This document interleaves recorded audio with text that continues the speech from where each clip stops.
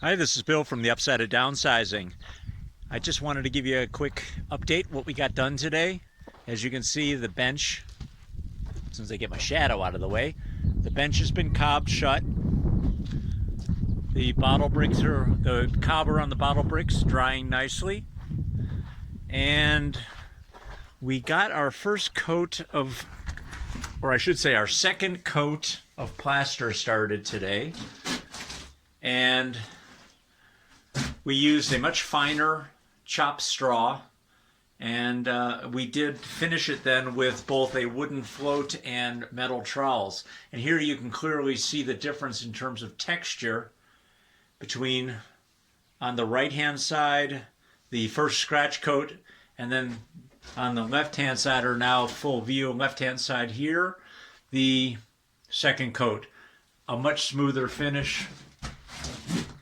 And actually, it's so smooth that we will probably go over it with a sponge tomorrow just to soften up some of these trowel marks here.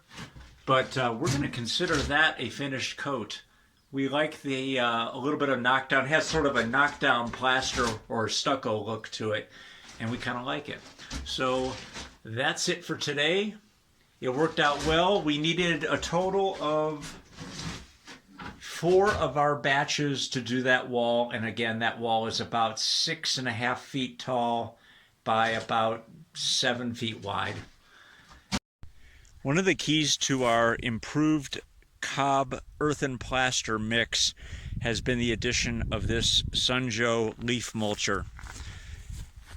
It allows us to chop our straw down to a much finer consistency, and as a result, we can use more of it in the cob mix, and also because it's finer, it doesn't leave large pieces of heavy straw sticking out of the plaster. So it really improves both its tensile strength as well as its aesthetic look. The other thing that we've noticed is that we can really add a lot more straw by chopping it, and that thereby reducing the amount of soil we're using in our mix. So we've reduced our soil at least 30%, and in some cases 50%, depending on which layer of plaster we're doing. And the straw will act as the binding material and thickens it up to the consistency that we're looking for. So I'm going to chop some straw.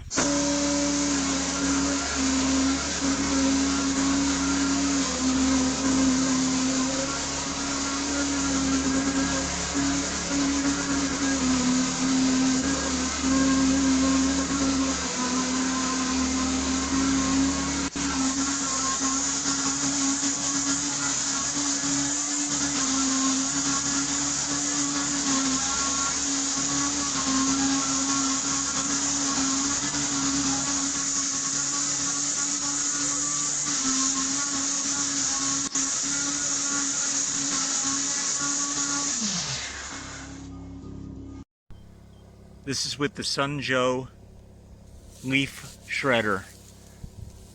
Took me about 15 minutes to do a big bag, and I was taking it easy. This is set on the medium texture, and it looks pretty good. Now that the wall has had a chance to firm up a little bit, I'm going to be going over it with a sponge and water, and I'm going to be smoothing it out.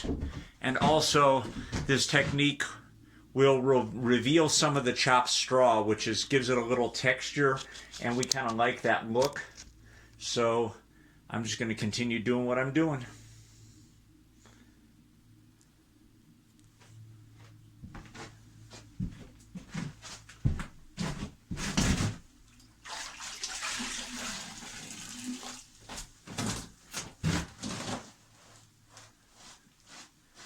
I've used this technique before when doing stucco, traditional cement-based stucco.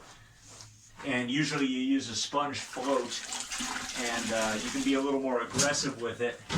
Here I'm being a little more careful. You can see as I wipe it, the straw becomes exposed. Now the contrast looks kind of high right now because it's wet. The clay portion is still very dark because it's wet. Once it dries out and lightens up. The contrast between the straw and the clay won't be quite as intense, but the straw will be noticeable. And like I said, that's a look we appreciate and we're going for it. This also helps you kind of correct some imperfections. If you have small holes, they'll get filled by the slurry that you create with the sponge. Larger holes, well, they're not going to get filled so easily. Something like this, for example, is not going to get closed up with this technique. It may get softened down, but it's not going to get closed up. And that's okay. If it remains and it really bothers me, I'll just go back when we're doing the next wall. I'll just come back and hit those little sections again. Kind of spackle it shut, if you will.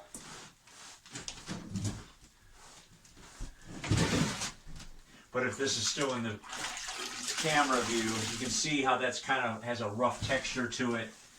And by using the right amount of water and pressure, you can really smooth it out. Now, this doesn't guarantee a flat wall, but the transitions will be smoother. So if it looks, so it may have smoother bumps as opposed to jagged edges.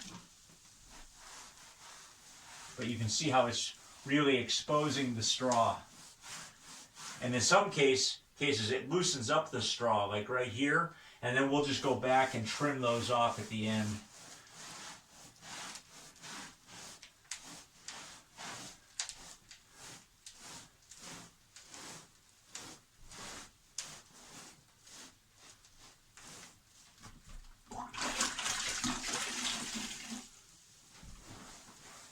Normally you would use a sponge that was designed for tile work.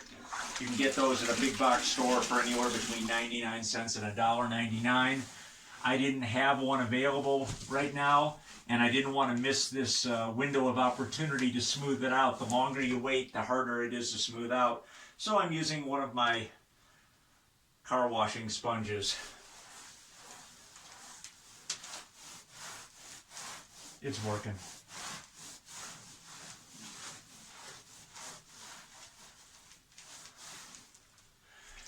And again, just by either wringing out the sponge wetter or leaving more water in or wringing it out drier, you can control how much straw will be exposed and how big of an imperfection you can actually correct.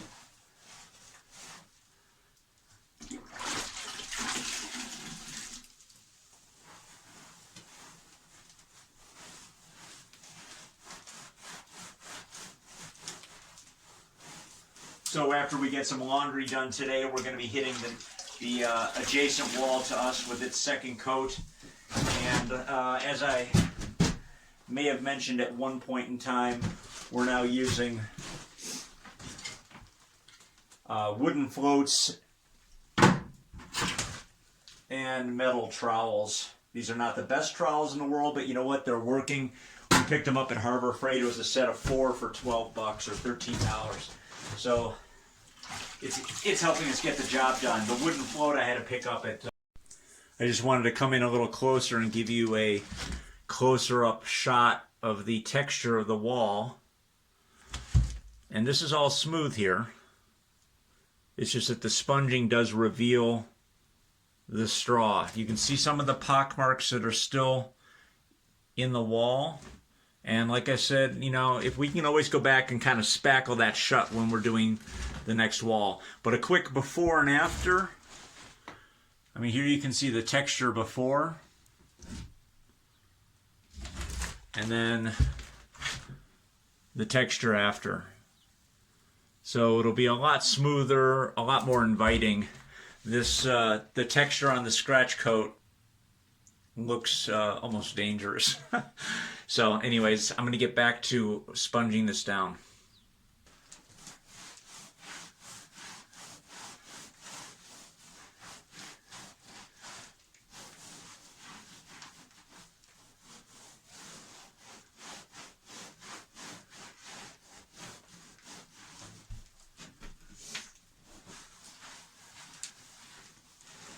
next time I'm at one of the hardware stores, I'll probably pick up a sponge float, which is more or less like a 5x12 or something like that, dimension 5x12 inch float with a layer of sponge about a 1/2 inch thick on it.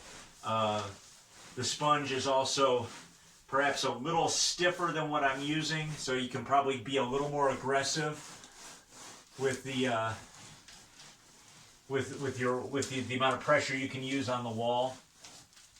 But of course, you know, they run about $6 or $7, and the sponge does wear out. So, you know, on a rough texture like this or on stucco, you will end up replacing it a couple of times before the project is done.